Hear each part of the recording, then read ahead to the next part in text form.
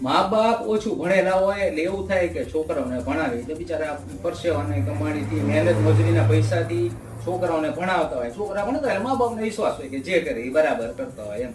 પછી પરીક્ષા આપી દે, પરીક્ષામાં છોકરાને ટાઈમે લેવા જાય, મૂકવા જાય, મારા છોકરાનો આમાં આ સ્કૂલમાં નંબર આવ્યો, ઓલા સ્કૂલમાં નંબર આવ્યો. પરીક્ષા પૂરી થઈ જાય એટલે છોકરાને પૂછે શું થયું બેટા તારું, કે પરીક્ષામાં એવું પાસ થયો ને પાસ થયું, શું થયું કે તો ખરો.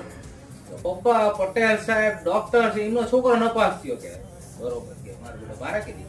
પછી તો કે ઓલા દિનુભાઈ એન્જિનિયર છે, એમનો છોકરો નપાસ થયો બરાબર છે. ધીરુભાઈ વકીલ છે, એમનો છોકરો નપાસ થયો બરોબર. ને શાહ સાહેબ તો કે ચાર્ટર્ડ એકાઉન્ટન્ટ, એમનો છોકરો નપાસ થયો ઈ બરોબર. અરે ઈ બધા ગયા તેલ લેવા, તે શું કર્યું એની માઇન્ડ ને ભાઈ કે પપ્પા તમે સમજી જાવ ને, આવા બધો ભણેલા ગણેલા ના છોકરા નપાસ થાય તો મારો કઈ વાંક છે. સીધું કે ને તું શું નપાસ થયો એમ